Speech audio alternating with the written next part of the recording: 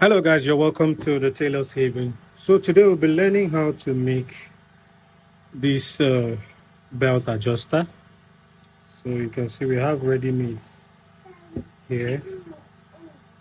So we are making this.